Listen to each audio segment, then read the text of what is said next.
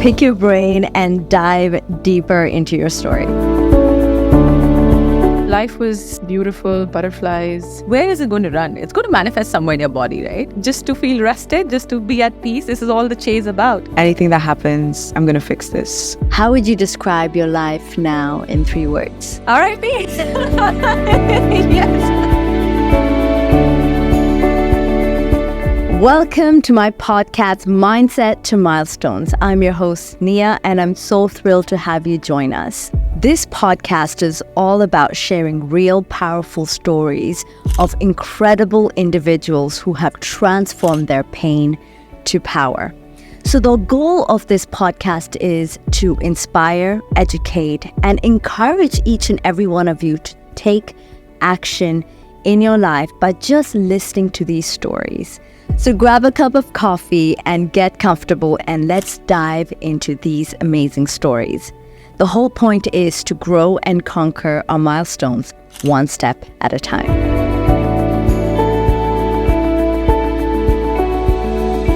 We all know that pain is inevitable, but suffering is a choice. This is a story of Dr. Seham Asad Ali, beautiful, sheltered girl from Dubai who had the toughest breakdown. She had the toughest downfall and had the greatest breakthrough into being an entrepreneur and running her own clinic in the heart of JBR. How on earth did she do it? How did she walk through the fire and come out of it still alive? Let's find out.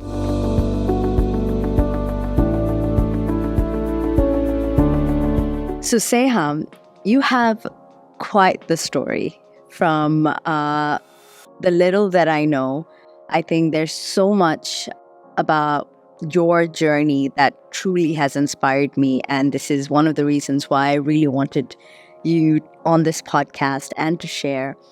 What really intrigued me was something that you said before, which was you never imagined that you would be in this exact position, being a dentist, running your own clinic. In fact, you had the exact other end of the extreme, which was being a housewife and not even thinking of doing what you are doing right now. I would really want to know, how did it all change for you? What was that pivotal moment that completely changed your life? So whatever had happened with me, it's not very conventional. I mean, as a girl growing up in an Asian family, I had the best parents. The regular, growing up, studying, being the good girl. And for us, especially in our culture, it's all about, when you turn that certain age, when you go above 20, 21, they start looking for proposals for you. So I was actually in a relationship with my cousin, and we were quite serious about each other, and we wanted to get married and stuff. So we did that. And I think by the age of 24, You were 24. I was 24 when I got married, 23 when I was engaged.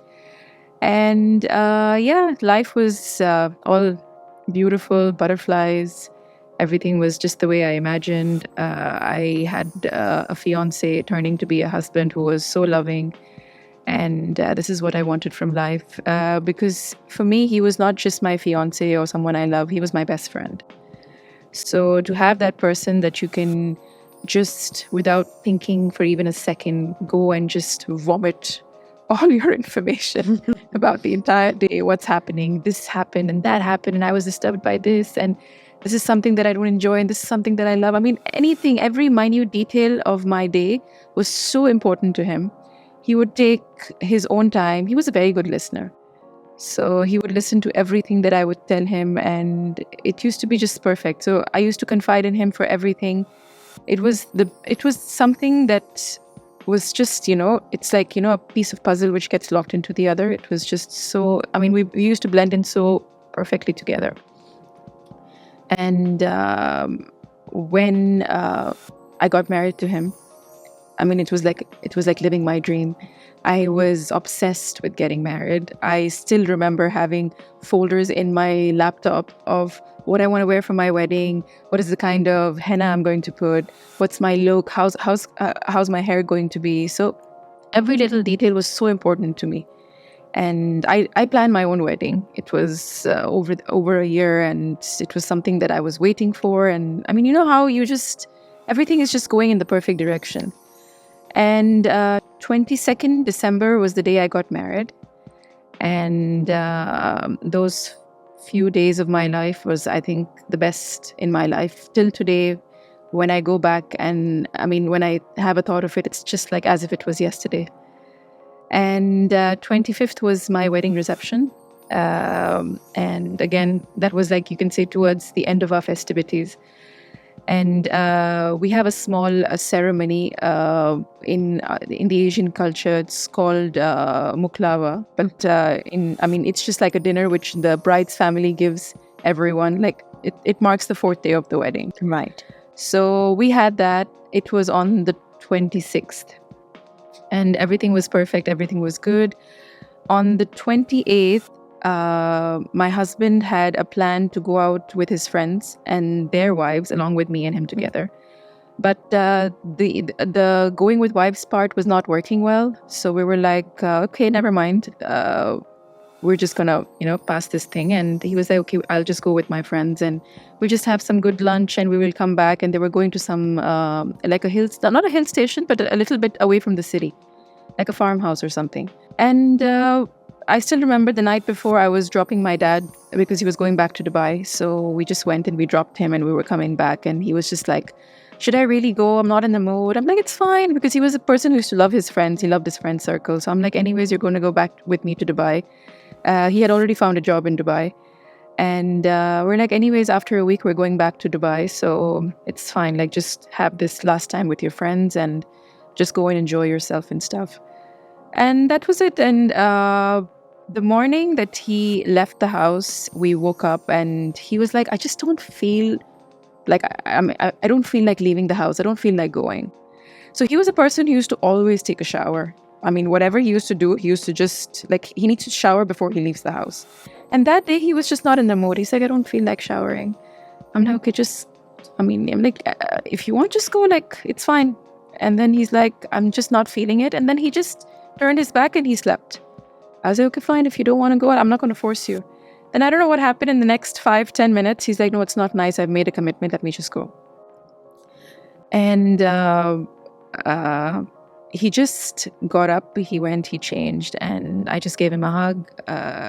He kissed me and he's like, okay, I'll see you in the evening and I'll be back by 2 or 3 in the afternoon. And I was like, okay, fine, that's perfect. So, and I was already half in my sleep. I still remember when he left the room, I was looking at him. So there was like a walkway in the house and there was a mirror and I could see his reflection when he was walking.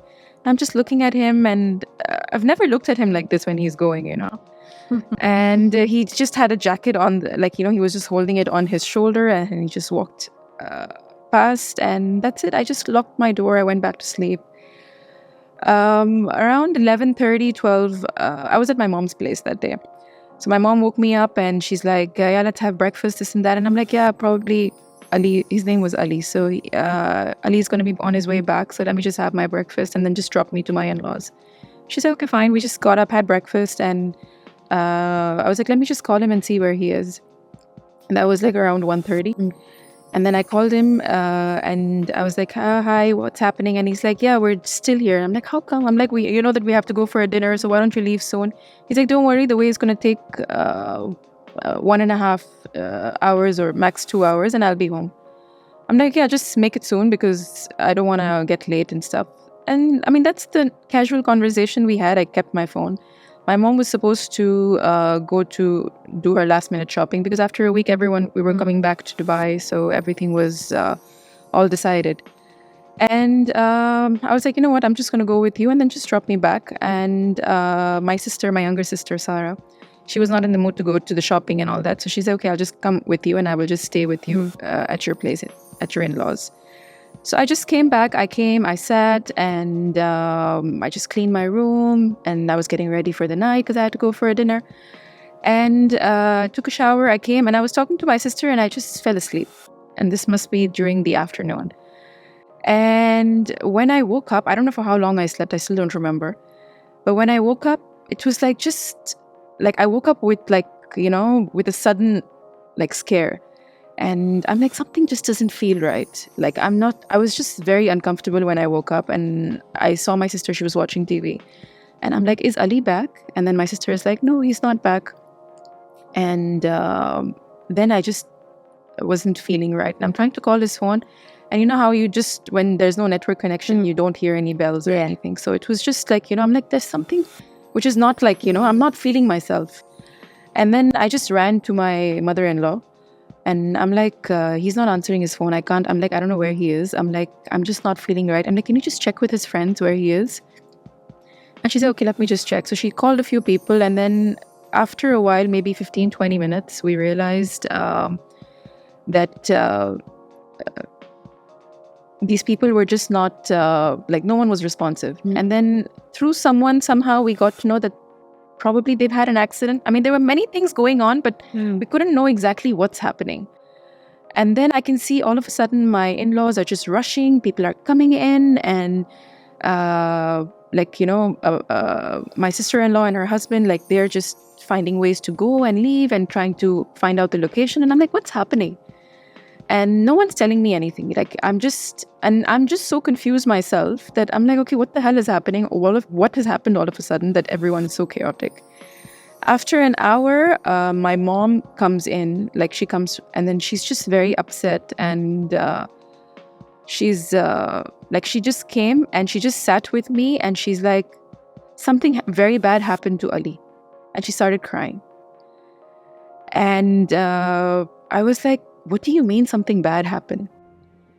And my mother's brother, my uncle, was with us that time. And then he's just trying to shush my mom. And I just totally ignored my mom. And I'm like, what rubbish are you? I just got mad at her. I'm like, pray that nothing has happened. I'm like, I don't even know what has happened. What has this delay been there for?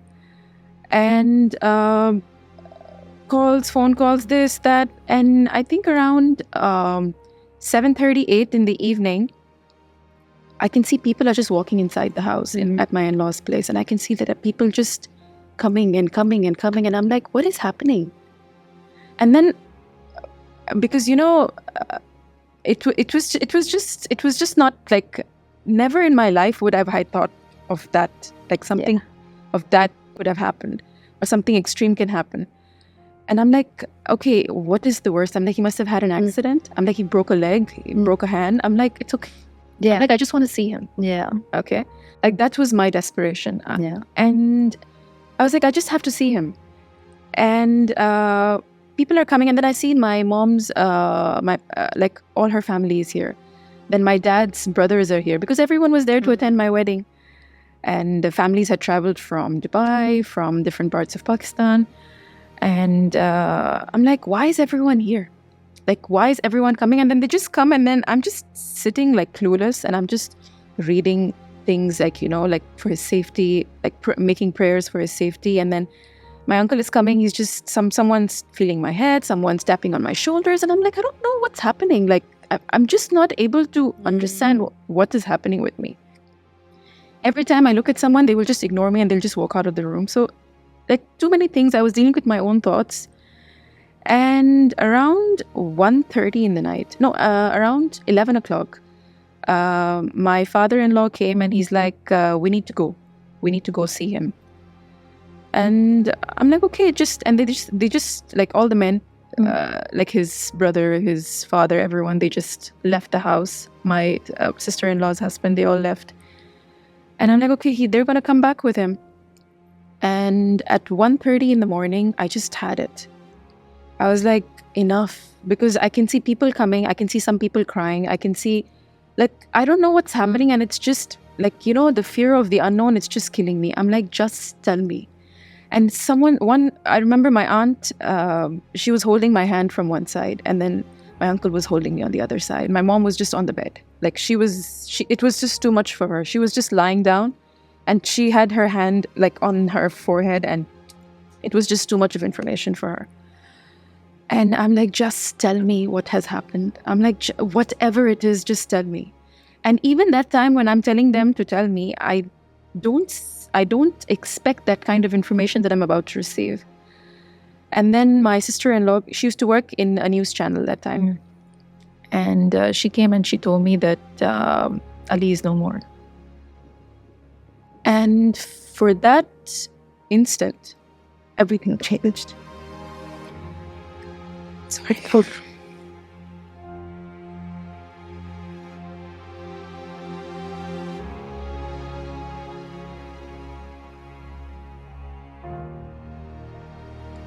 I couldn't comprehend the information that I just received, and it was a shock.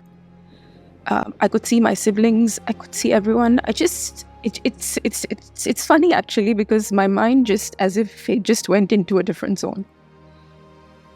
I was just quiet, and I was just looking at the floor. I still remember the floor. I just kept looking at the floor, and everyone's just shaking me. You know, they're just shaking me. Seham, say something, say something. And I just don't know what to say. And it was just darkness. I mean, I just don't remember. It's like I felt like an energy which is just being drawn out of me. You know, I'm just like, you know, like someone's just pulling something from my soul. And I just didn't know. I can hear people screaming and shouting at the back, but I just become so like it's my brain is not matching my body anymore. I don't have the energy of like even moving my hand. Everything just feels so frozen.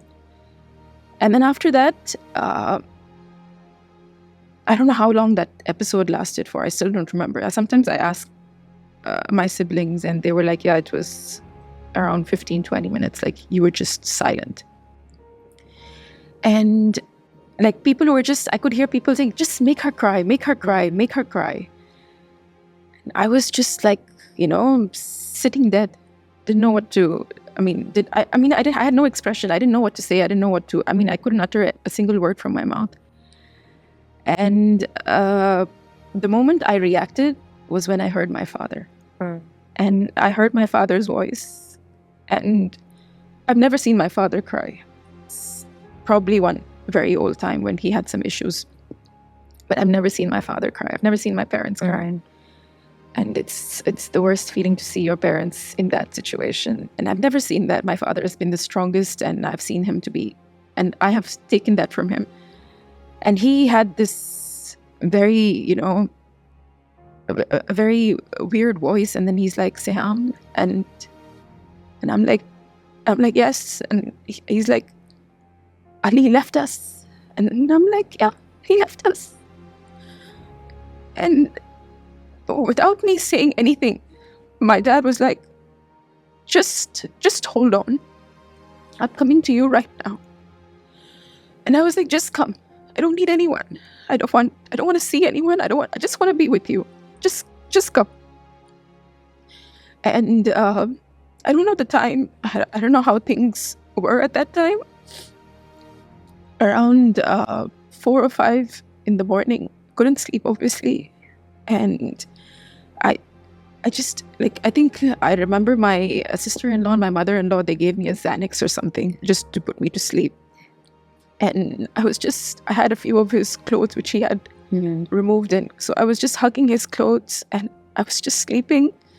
And everyone was just around me, and I'm like, just leave me alone. Like, just let me be in my space. I'm like, I don't know what I'm supposed to do. I'm like, I just pushed everyone out of the room. I don't remember for how long, but I just kept screaming in the room.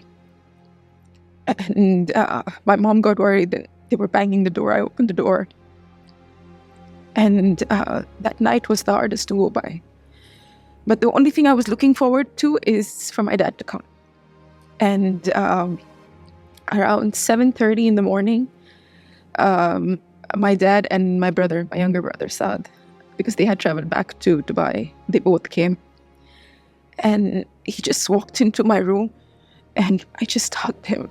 And I cried and I cried and I cried. I was like, this is something that I wanted from life. I didn't ask for a lot. I'm like, I just had a very normal dream of living the life that I wanted to, and I couldn't achieve that. Like, I don't know what was. I'm like, was I not a good girl? Was I not a good daughter to you? Was I not a good person in general? Why did this happen with me? And to lose someone whom I love so much, he was the world to me. Like, what did I do to deserve this? And I was just, like, my heart was not in so much pain because my dad was there. He understood me. He was just there for me to cry. I just wanted him, and he was there. I didn't want anyone being there didn't matter to me at all. So it was him.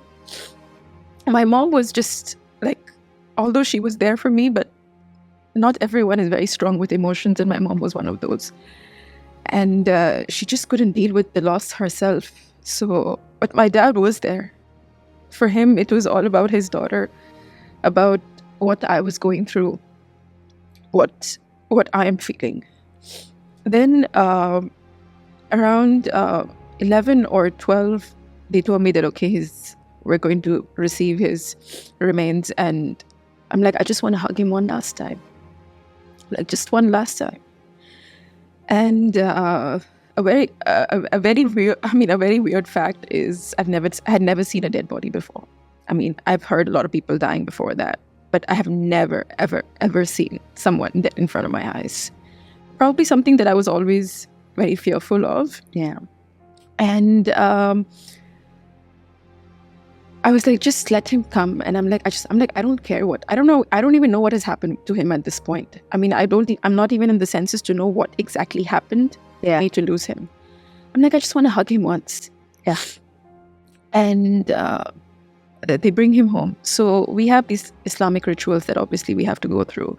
So there's something called as a ghusl. So ghusl is like you're purifying the body. Yeah. Because now the person is going to his journey of the afterlife. So he's going to get cleansed, and they'll wrap him in that white cloth and everything. So they consider it as, I mean, we have a lot of respect for the person, obviously. So once he was bought, so he was shot on his head. And once he was bought, he was wrapped in a plastic. Okay, I still remember the body was wrapped in plastic and the white cloth was on. His eyes were half open, a little bit open. And I just wanted to touch him, but a lot of people there obviously were sitting and they're like, don't touch him. It's going to make him impure. He's going towards his journey to God, so don't touch him. So that last wish till today, to not touch him. Like him being there, he was there for a good 10 minutes in front of my eyes. And I just couldn't touch him. That feeling itself. And I just kept looking at his eyes when he was there. I'm like, now he's going to blink. I'm like, now his eyes are going to blink. Like, something will happen and he will just wake up. But of course, that didn't happen. After 10 minutes, he was taken, gone for his after rites and for the prayers and everything. So we have a process that the woman has to do after the husband passes away, which is known as idda. And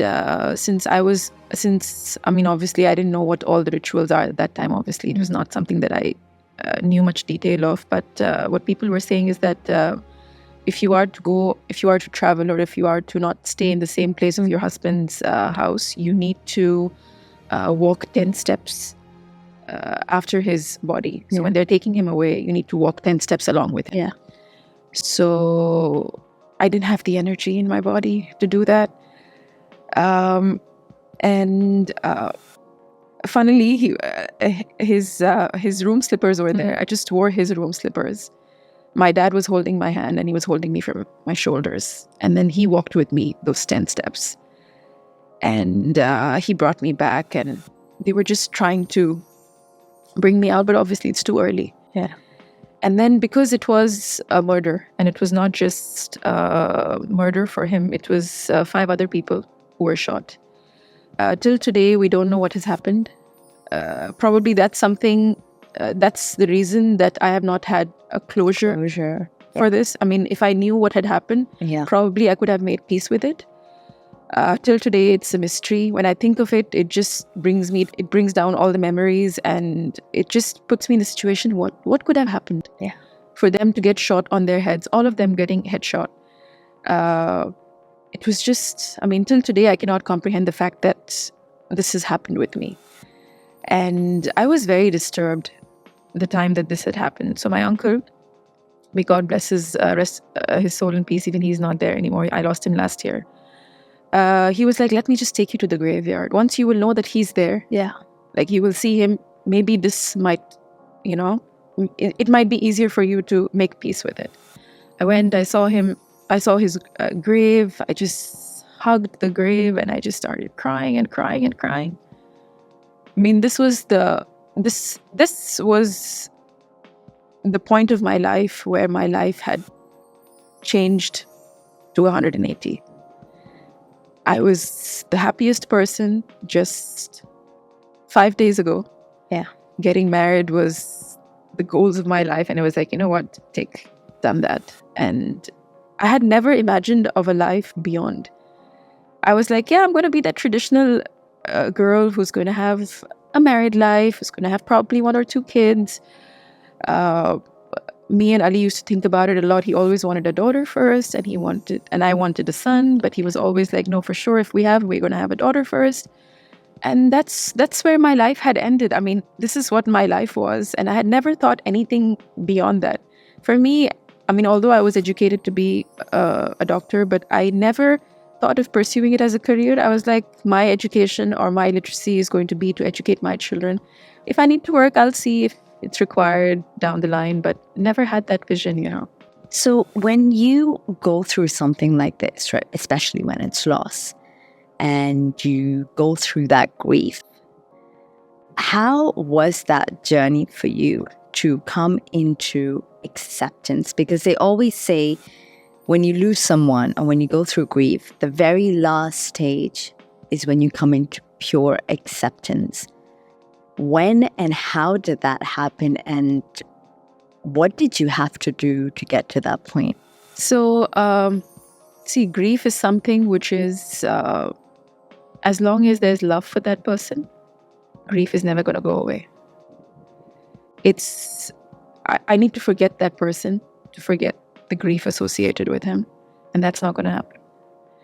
So, I feel the acceptance is living with the fact that he's not there, accepting to what has happened with him. Obviously, I've not gotten a closure of what had actually happened to him. So to get that 100% acceptance, it's difficult for me to say that I have achieved that. Yeah. Maybe an 80%. Yeah. But that's still, you still have that factor remaining, that what happened? Like, what happened? Okay, I know he's not there. He's not with me. It's been 10 years, to be 11 years now. And, but if I knew it at that point, probably the acceptance would have been faster. I would have made, a peace with what has happened with me. So, yeah, this is one thing that I've learned with grief. I have tried to grow around it, and this is what happens. So a very interesting thing that when I hear, and a lot of people in my family till today, this is how the old school used to think, is that time, once time falls by or time passes by, things are going to get better, you're going to get over it. But you actually don't. Time does not heal anything. This is what I have seen in my past 10 years or 11 years, that time does not heal anything. It just makes you learn to grow with that void. You just grow around that void.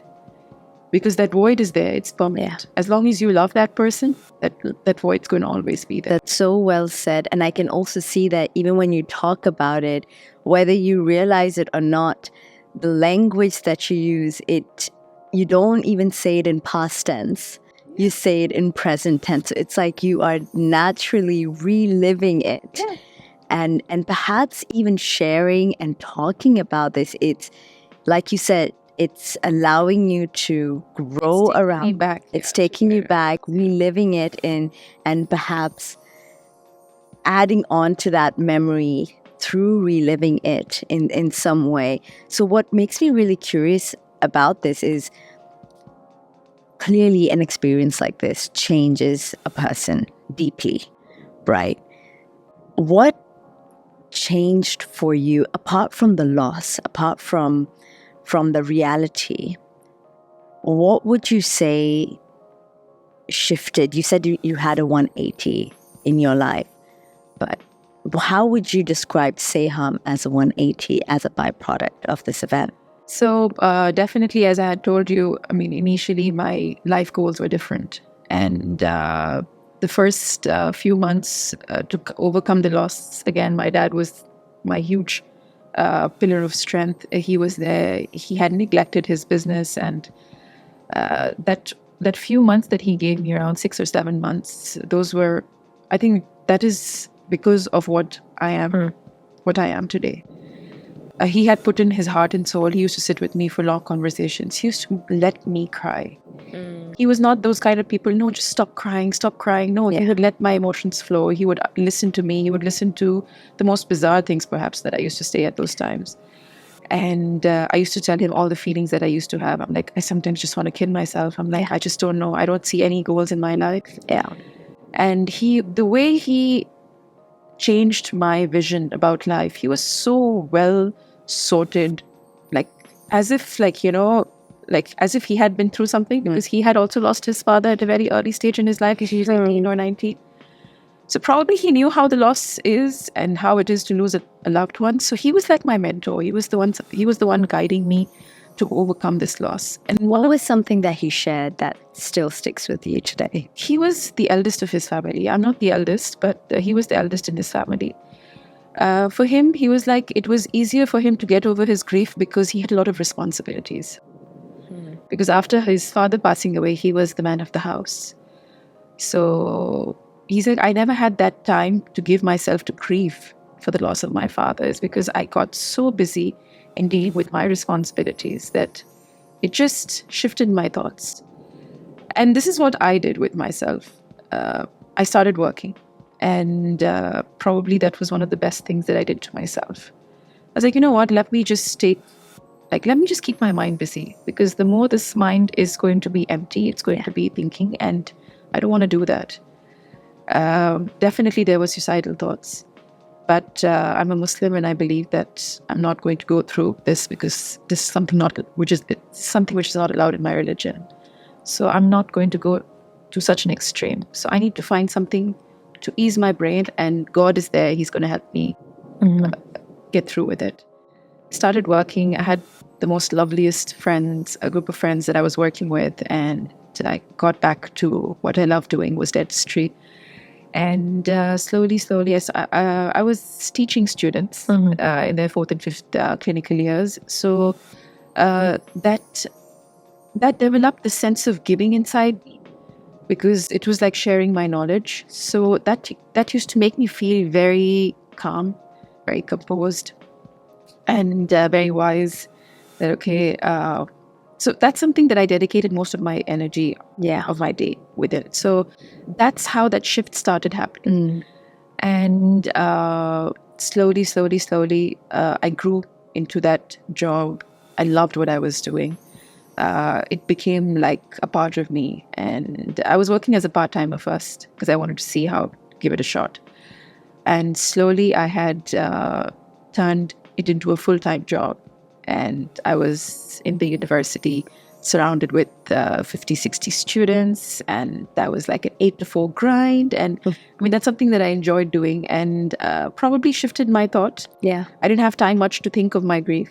I think that was the pivotal moment in my career. Right. That I just started loving. I mean, I had all the time in the world to focus on my career at that point. I didn't have anything else to give my attention to. So that's what started my journey with my career. So you mentioned something very important, which was you gave your mind something to do. And that was to stop it from ruminating on and so on.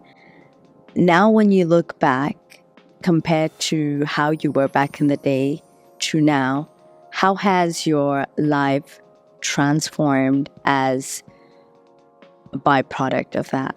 So definitely that was one of the biggest shifts that I had, which I had mentioned earlier. And around 2015, my dad was going through some problems at work. he had lost some big businesses, and we were trying to cope with that. And all of a sudden, I see my dad going into a financial crunch, which he was a successful businessman. He was running his business successfully for the past 20, 25 years. And in 2015, when he got the first hit, he had never been into legalities. He worked with people who he called his friends. And he started having trials at court. And that was something which probably unlocked another, it's like unlocking your level. Yeah. And so that was another pivotal moment in my personality. I was like, what am I going to do? I don't know anything about legal. I don't know anything about this. When we go to lawyers, they're charging us a bizarre amount of money, which, I'm sorry, I'm not in the position of paying. So what am I supposed to do? I'm not a lawyer, but I know truth stands with me. I know what my dad has gone through. So when I was healing with my dad, the few months that he had given me, he used to talk about his office, his career, his contracts, his company. So I got to know a little bit more about him, his business, which obviously I never paid attention in back in the days. And when the first case had come at court, my father was he didn't know what to do, and me and my mom were there for him. We were fighting cases at court. And it was a tough journey for him. It was a very tough journey. And that's the point when I felt, I'm like, you know what? You were there for me the time that I needed you.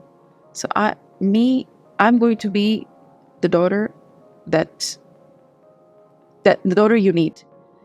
And I was just there for him. I'm like, even if it is about the emotional support, I'm like, I will be there for you.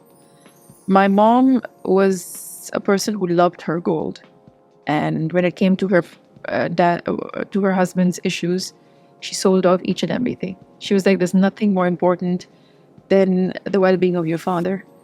We were all just such dedicated individuals in our family. Like, the love that we had for each other probably didn't know at any point of our lives, but when these trials came in our life, we were just there for each other.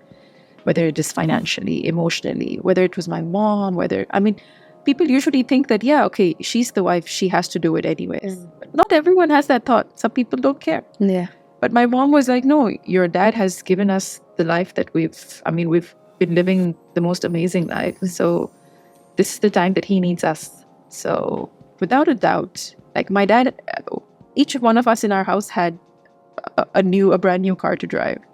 When it came to his issues, we sold everything. We didn't give, two damns about what's going to happen, how are we going to survive. We're like, we don't care. We just want our dad to come out of these problems.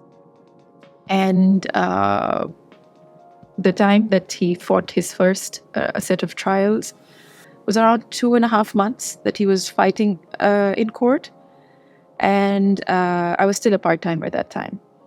And because the business was suffering, because obviously he's the breadwinner of the family. In October, I still remember it. It was the 22nd of October that his last trial was done. And I was like, and then my dad said, okay, I need time to come back and do things. How are we going to support our family? On the 2nd of November, 2015, I got my first job as a full-time dentist. And I was so happy. My dad was so happy.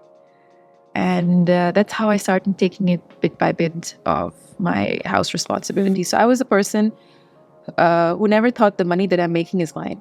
Yeah. I was like, I'm making this money is because my dad had put in that effort, the money, everything that he has given me. I'm like, if I'm able to return even a fraction or a small percentage of what he has done for me for my entire life, I'm like, I would consider myself the luckiest.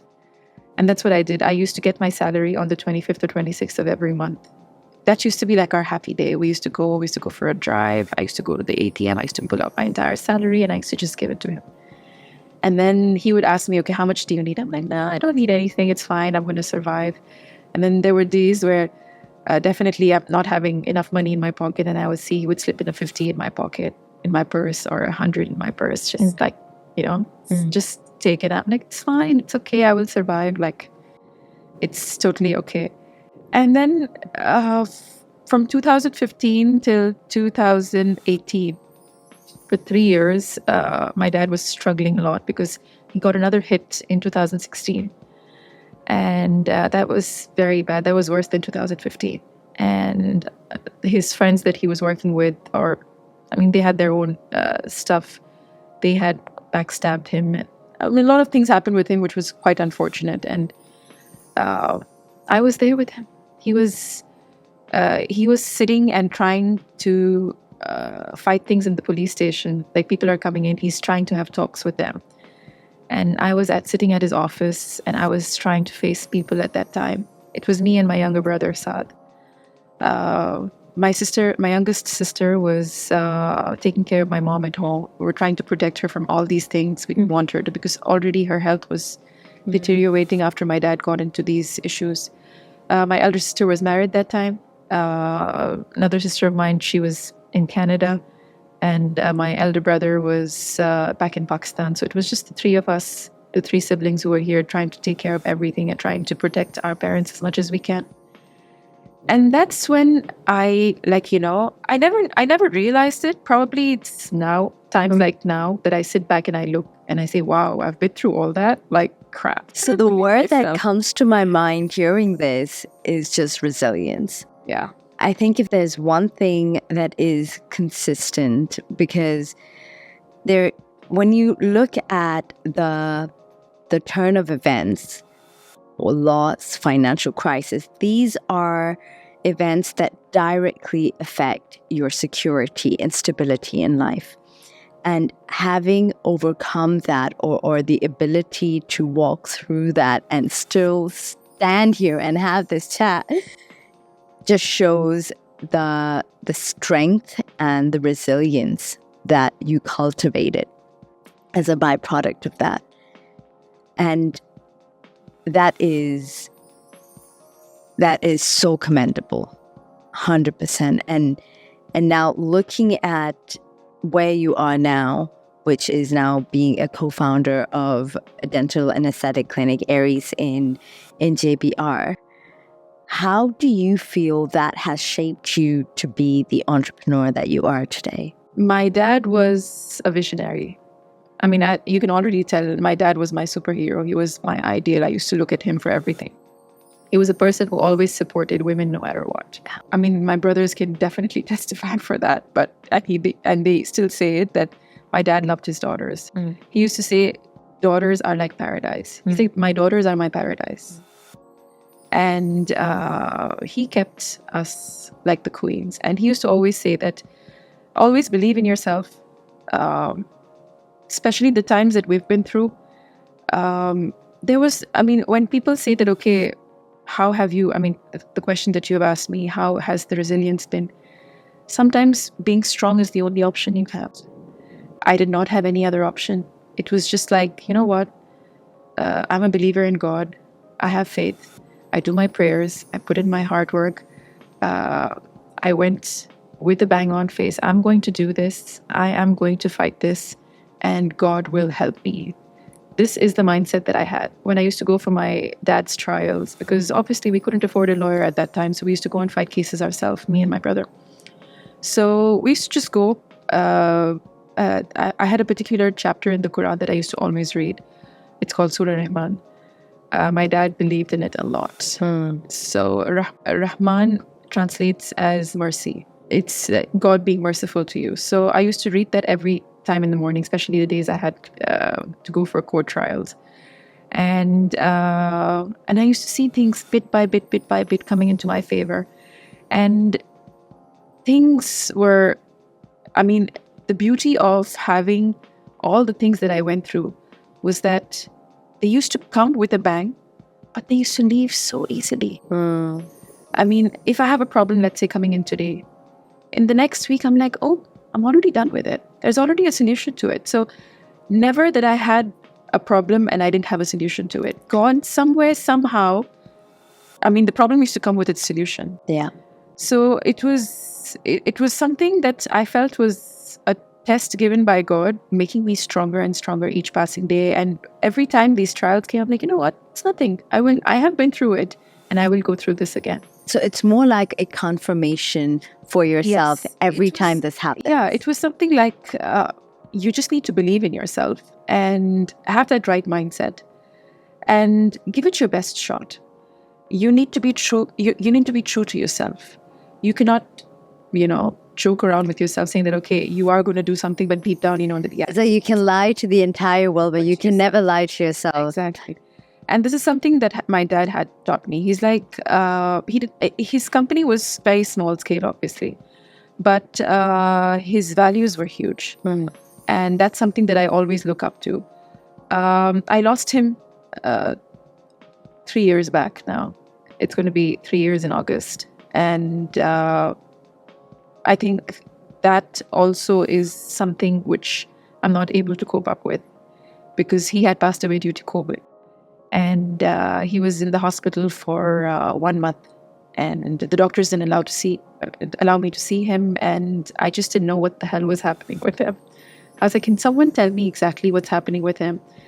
And the last thing that my father had told me before, so he was put into he was put on vent, and he was just I felt he was fine. I honestly felt he was nothing. I mean, he was having some difficulty in breathing, which most of the corona patients were having at those days.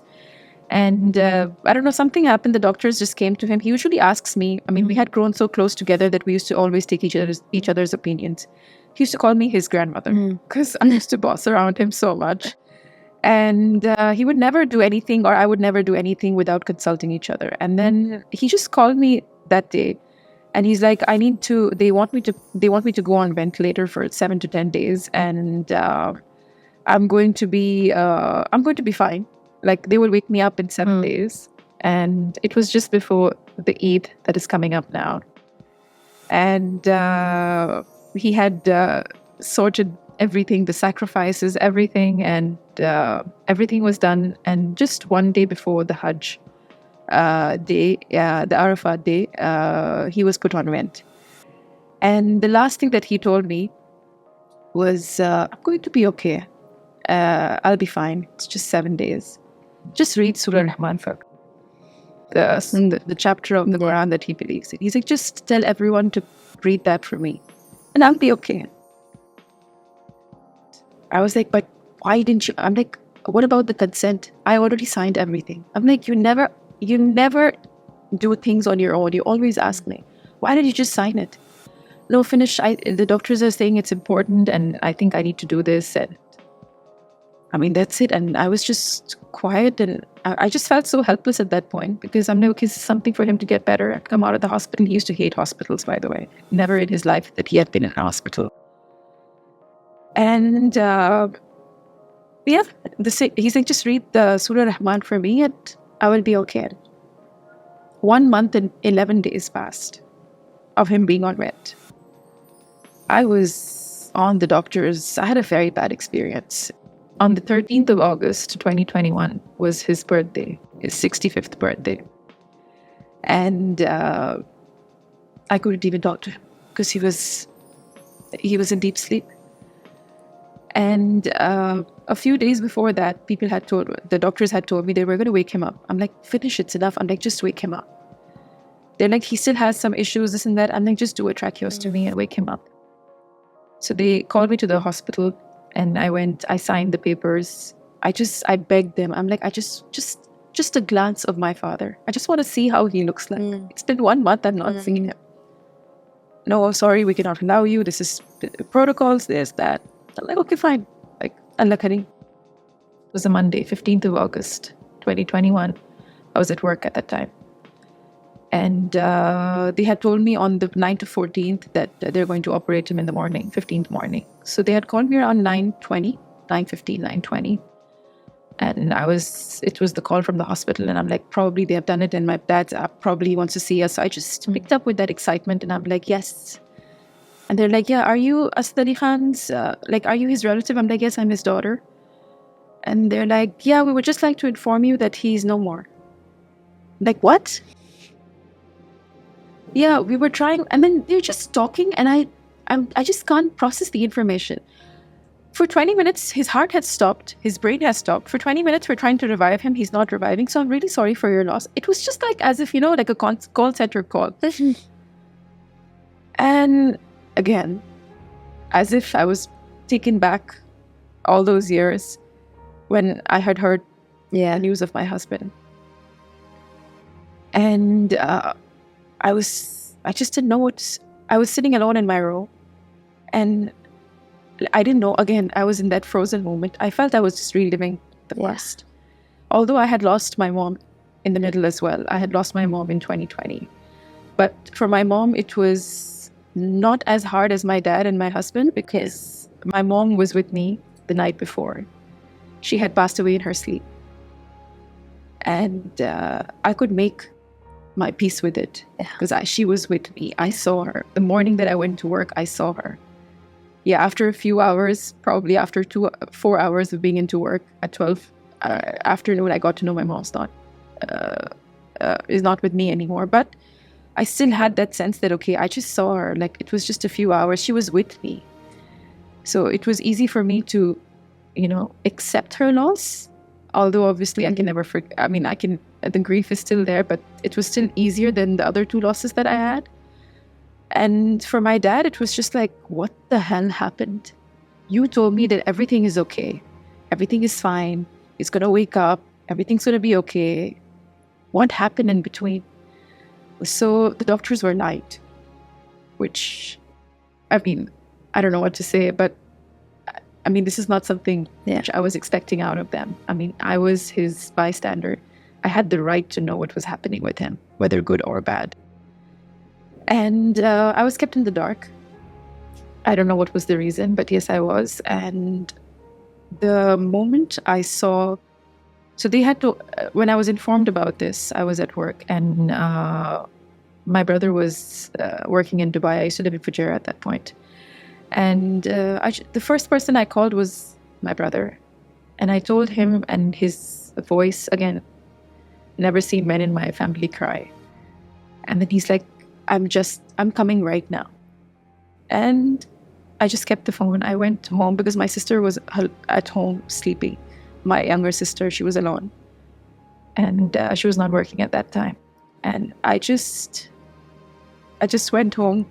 She was sleeping in my dad's bed. And I just went to her and she got scared looking at me. She's like, why are you here? And I had tears running down my eyes. I'm like, Sarah, Papa is no more. I'm like, he left me. I'm like, he was the last person I was hanging on to and he left me. I'm like, he left all of us. And she was, no.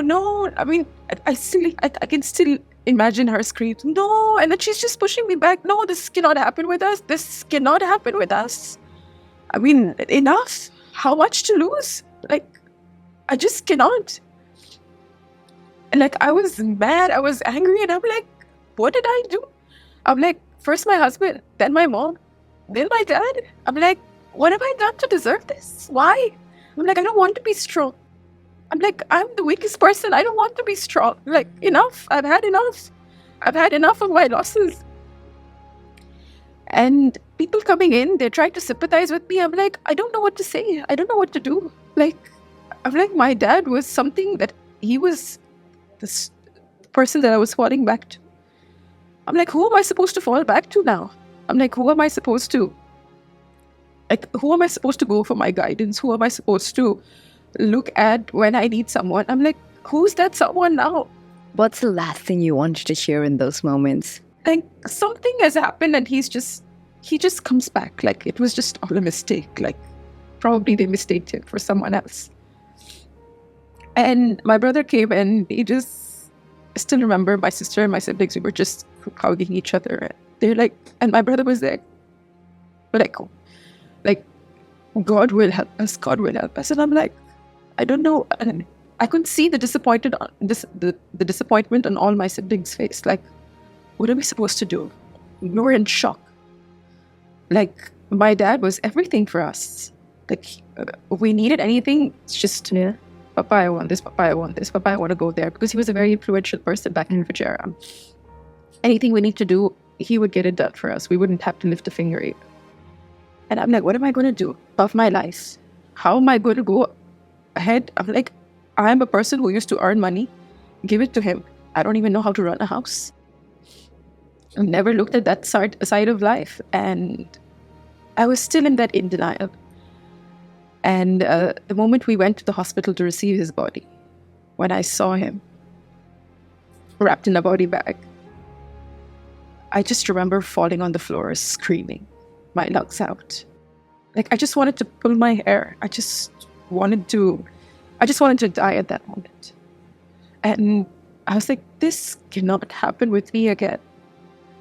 I'm like, enough. I'm like, it's just been just over a year and a half that I lost my mom.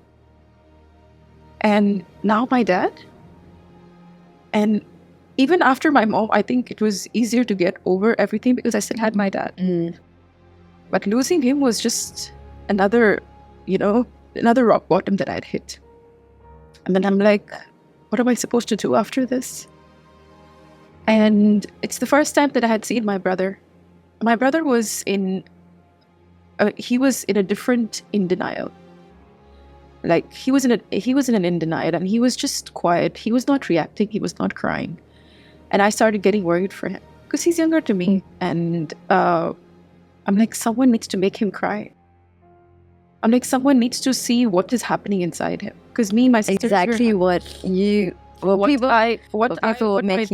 people were doing with me, I was doing with my brother. And see how, I don't know. Actually, I'm talking about this right now. It's making me realize these things. But at that point of time, no, I'm like, I don't know.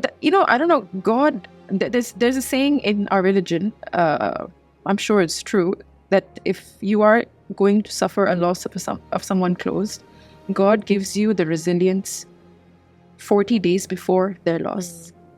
You start building up inside you. That's how it works, apparently. And I was just so concerned about my brother. And I had my sister. She would come, she would hug me, she would cry. I suddenly turned into a motherly figure for them. Trying to comfort them was the only thing which I had. That's the only thing I could do. Looking at my brother, I tried approaching him, but he was just shutting all gates, said he didn't want to talk. He was just busy doing the last minute rituals and all the after things that needs to be done. And like, suddenly both of us are feeling the responsibility even more. Like, what are we going to do? How are we going to survive in this world? Like, we are orphans now. Like, we have nothing to look at. We don't have anyone to go for guidance. There will be no person in this world who will actually pray for us, who will actually want something good for us, who would guide us through this life. And everything is just like, like a mess. Like, your brain is just all fuzzy. You don't know what's happening. Then my uncle had approached, my dad's brother had approached him. And the thing that my brother had told him, he started crying. Like, he made him cry. And he's like, I don't know what to do. He's like, I wish my dad had a last conversation with me. Like, just tell me how life will be. And that's, I guess, the way of life, that when these losses happen with you, you're not prepared. You don't know what's going to happen. It's not in your control at all. Yeah, you don't have a script that you're following. You don't know. No one prepares you for these things. And we were just clueless. And from that point of time, me and my two younger siblings, we became like a unit. I suddenly turned into their mother. And my goal of life, which it is still today, is to give them that warmth, that comfort. I know that I cannot be their parent. I can never be their parents, because their parents were one of the most amazing people in the world. But give them that sense that they can fall back on someone, because I know how it was when my dad was there for me. For them to have that sense in me is my life's. It's the biggest achievement of my life. So if there was 3 words that you can choose to describe your biggest takeaways through all these losses and events that were not in your control, what would those 3 words be? Have faith. Faith is, I think, one of the biggest things that have made me go through this. That never think that this is the end. There's always something which is going to be better. There's always light. at the end of the tunnel. So faith. Faith. Number one. Be humble. No matter where you are. I mean, being a business owner today, I have not forgotten my roots. I have not forgotten my losses. I have not forgotten the lessons that my losses have taught me. So always be humble. Always be to the ground. Don't take anyone for granted. Always be thankful. Even after, despite going through everything, you're still doing better than a lot of people in the world. Because this is what I can sense from your story. It's that at no point, even though you questioned your, why did this happen to you, I don't think there was an ounce of resentment that you still carry till this day. And that's one thing that I have never done. I don't. I'm never. Whatever happens with me is something that I have decided. I've taken over myself in that way. I don't regret whatever I do. So it's like the accountability. Yes, You have to I take account, whether good or bad, something that I want to do. And I have done it. And today a lot of people ask me this, that, do you regret getting married? And I'm like, no. Like, I actually do not regret getting married because he's someone that I truly loved. And if I had not gotten married to him, probably I would have just killed myself, just that whole sense of not getting what I want. I'm like, I know that it was given to me and taken away. But that still has that sense of that, I did what I wanted to. Yeah. And I still achieved, even if it was not for a long period of time, I still achieved of what I wanted. And I think that's, as you said, accountability. I'm accountable for whatever I did. So that stops you from going into that negative loop and allows you to be grateful, like you said, isn't it? See, it's very easy to slip into negativity, especially with a lot of things that have happened, especially a journey like mine. You've had so many downfalls and rock bottoms hitting. It's very easy to turn negative and take everyone. But this is the beauty of, a lot of it is that my religion. Yeah. It gives me that resilience, that strength, because there are great stories back in the days which people have lived, probably worse than what I'm going through. And yours is one now. Yeah, mine is one now. And teachings of my parents, which were so well blended into my life. And I try to incorporate that today in my business as well. For me, respecting the other person who I'm working with, having that connect with that person, it's very important. I feel you need to be respected to be loved. Yeah. And to be, if I don't give that respect, I'm not going to get that back. Yeah. So whether it is the lowest ranking person in my clinic to the highest ranking, respect needs to be given to all. You need to love, you need to put yourself in their shoes and see that, probably there are some times that there are tough times, but I have seen my team. I've got a wonderful team. We all, get together and we all try to come out of our problems. And I feel that's the beauty that that's the way of life that I have learned. And this is something which is extremely amazing in my life, that I can actually I can connect with people in such a way that it might not show on the top, but they will always know that I care for them. Yeah. So this is something which I feel is the biggest takeaway from my life. So on a last note, for anyone who perhaps went through a loss or going through a loss or may occur a loss sometime in the near future, what is the best advice that you can give them? I think the best advice that I can give is everything happens for a reason. You need to believe that. Even if you don't see it in the moment. If you don't see it, probably must be years and years. Yeah. Today, when I look back at what had happened with my husband and me, if that didn't happen, there would be no one to support my parents. So God prevented one family from forming because there was another family which needed me. So there are a number of ways in which God works, and Yeah. we can never get that right. Yeah. So always have that feeling somewhere down the corner, even though it's going to be the biggest thing that you'd be fighting in Yeah. within yourself. Trust that everything happens for a reason. Yeah. And when you're going through it, never lose hope. Yeah. It's like that dark tunnel that you're going through. Definitely, your sufferings will have a reward in the end. Your sufferings will be rewarded by God. Yeah. Maybe not in this life, maybe the next, but you will be rewarded.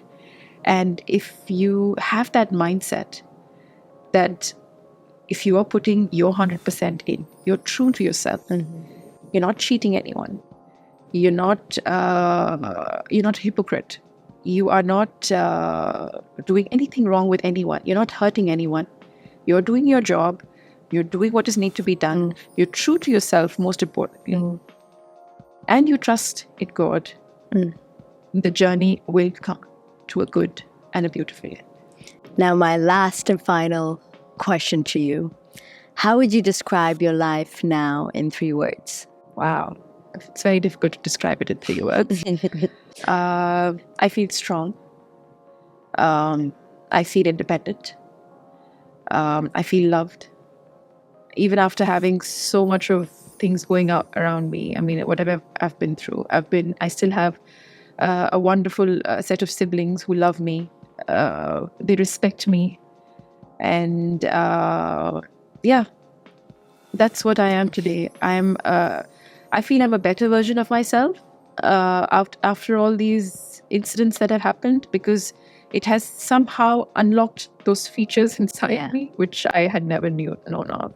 Yeah. And again, coming back to my religion, there's another quote which says, God does not give you something that you cannot endure. He will never give you something that you cannot endure. So, I mean, given that I have been through all this, it shows how much one can endure. So that is especially one feature of mine that I have seen that, you know what, bring it on. Bring it on. Yeah, we'll deal with it. Thank you so much, Seham, for joining me today. Honestly, this has always been one of the most inspirational stories I've ever heard. And thank you so much. It's every time that I go through this, or when I'm telling this to someone, it's like as if I'm narrating a movie.